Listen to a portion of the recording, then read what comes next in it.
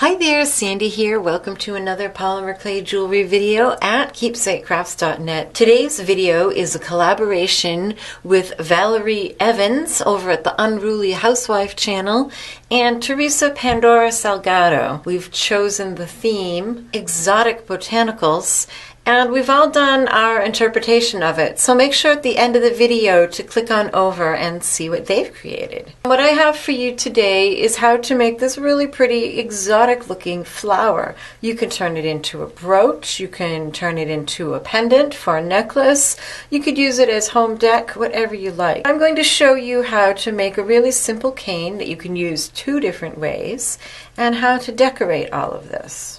So to get started, the first thing we're going to do is actually make our leaves on our base, because those go down first. Here I have just some green scrap clay from my scrap bin. I marbled in a bit of wasabi because I like the way it brightens things up.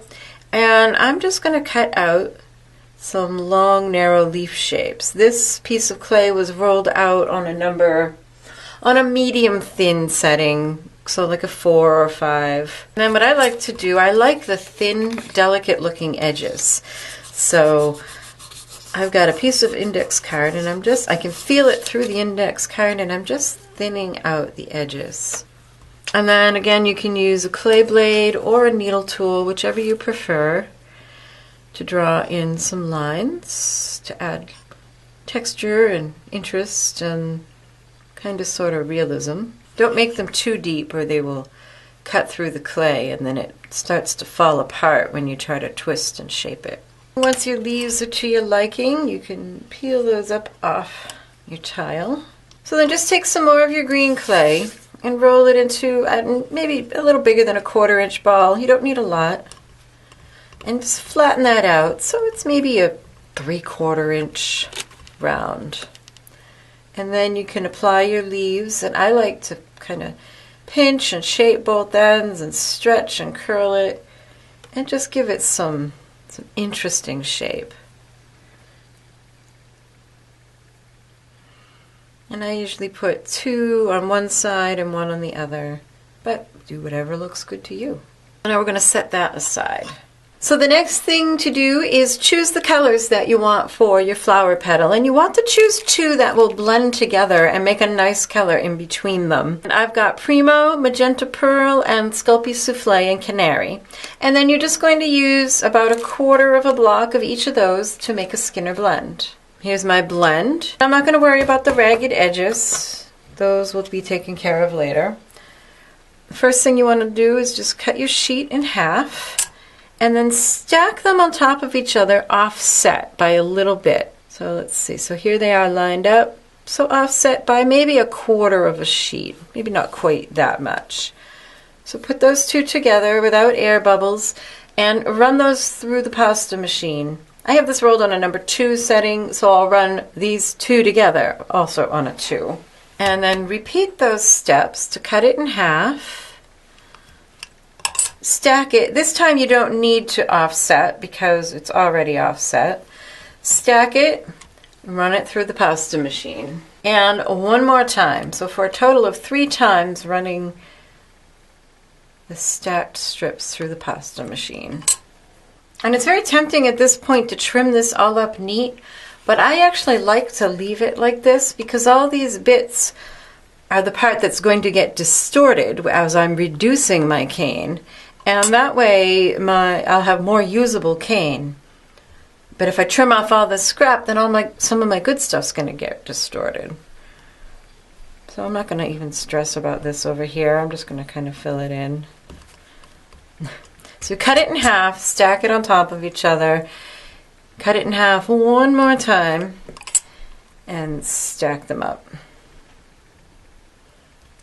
And I think I will trim this off a little just because it's kind of dangling out there in the way. And now when I turn it, you can see those are really pretty layers. But I'm going to start compressing this way.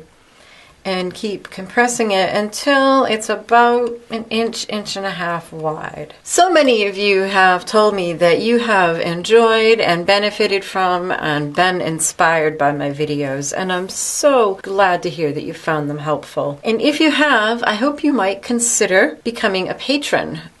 Several of you have become patrons, and it's really a great time that we have together over on the Patreon board. At least once a week, I share special things that nobody else gets to see, like bonus videos or bonus templates, sneak peeks, behind the scenes at what I'm working on. So you might see in progress shots. And we have some good discussions over there. And so not only do you get the satisfaction of knowing that you're keeping these tutorials coming free for everybody, but you get those great rewards and that community we have over there. So if you don't know what Patreon is, it's basically a way for people to support artists that they like, for as little as $1 a month or whatever you can afford. It's a very old concept. People have been patrons of the arts forever, but now you don't have to be a rich person to be a patron of the arts. You can give whatever you can afford just to show your appreciation and let it be known that you want the artwork to continue. And speaking of other artists and working together, don't forget that this is a collaboration.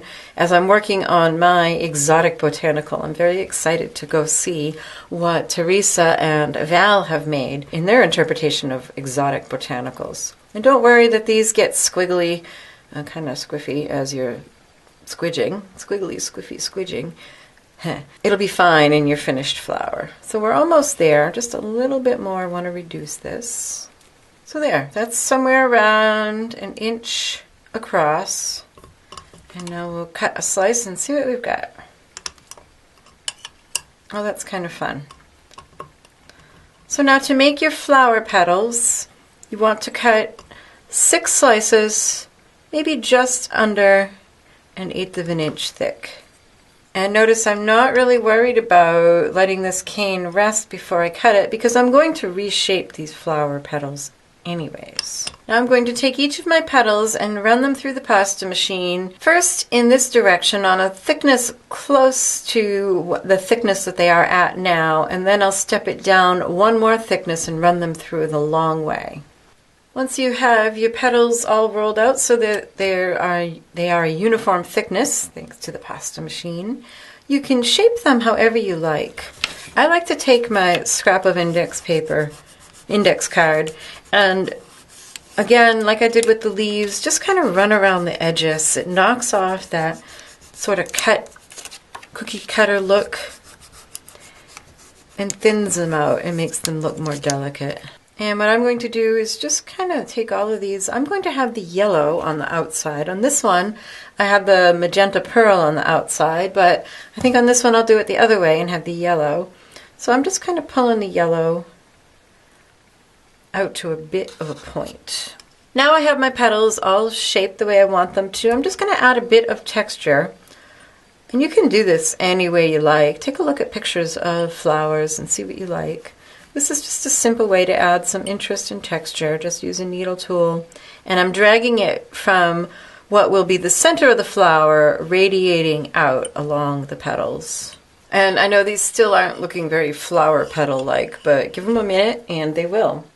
Next, we're going to bring back in those leaves and the base we made oh so long ago. And pick up your petals. Again, like the leaves, I like to pinch both ends and kind of give them a bit of shape.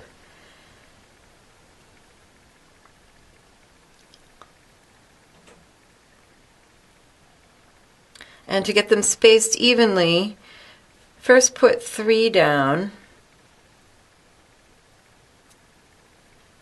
And then you can put the other 3 in between them, and that way they'll be spaced a bit more evenly than they might be otherwise. And don't worry, we're going to fill in that hole in the middle in just a moment with some fun stuff. If I can, I will try to connect some of the pieces. This is a pretty delicate brooch if you're going to wear it as a pendant or a brooch. Just keep that in mind. You know, it's something that you should wear someplace where it's not going to get banged and smacked into. But it's awfully pretty, so I think it's worth it. So that's looking absolutely gorgeous.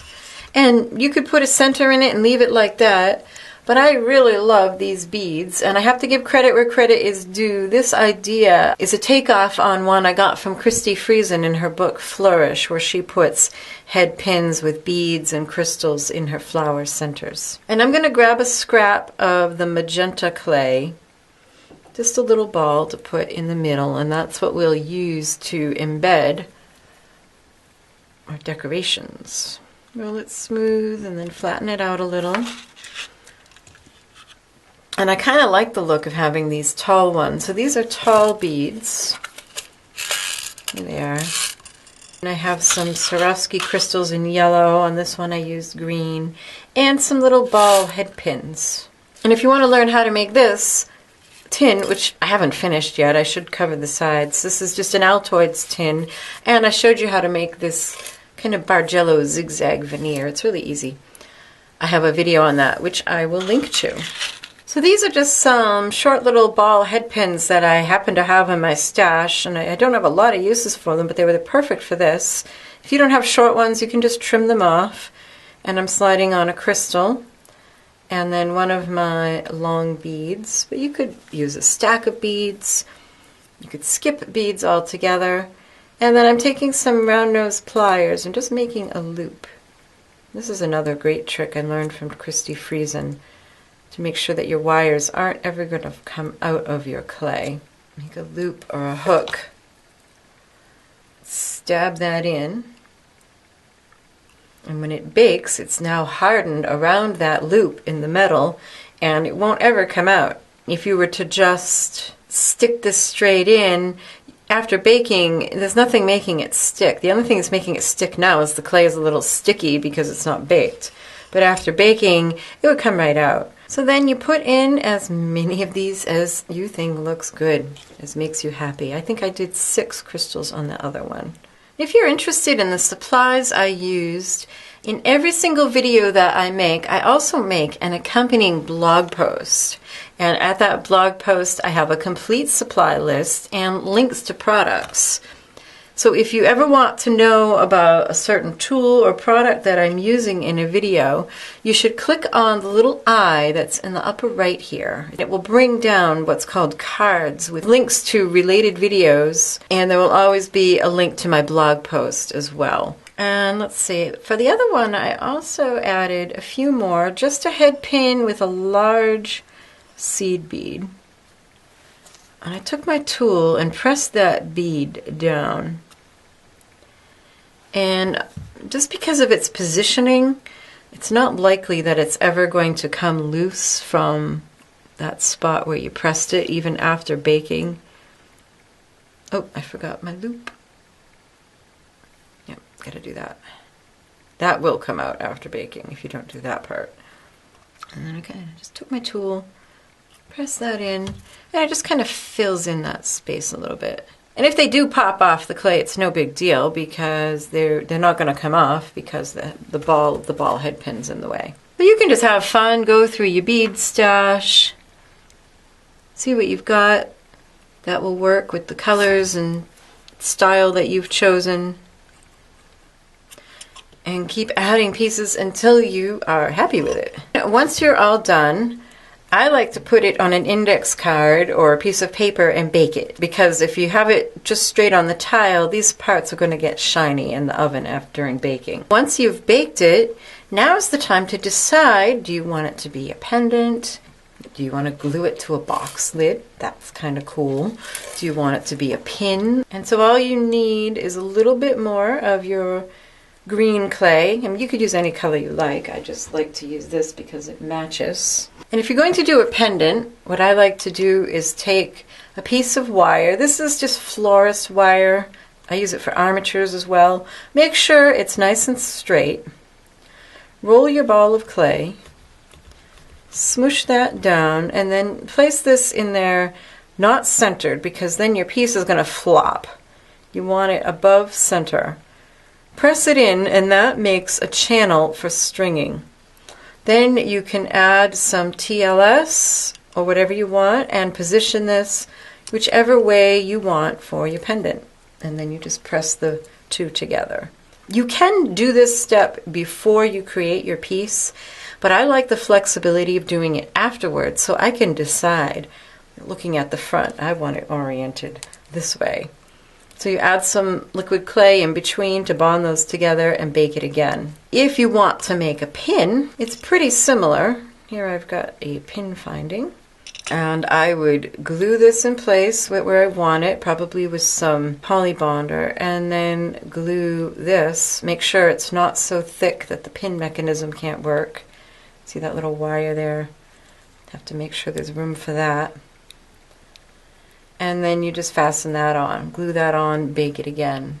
Of course, more neatly than I'm showing you here. And there you have it. This is my interpretation of exotic botanicals. Make sure that you check out Valerie and Pandora's YouTube channels. The links are also in the upper right and in the description box below, where you can see their interpretation of exotic botanicals. Be sure to subscribe if you haven't already, and take a peek at my Patreon page for how you can get great rewards and help support these tutorials.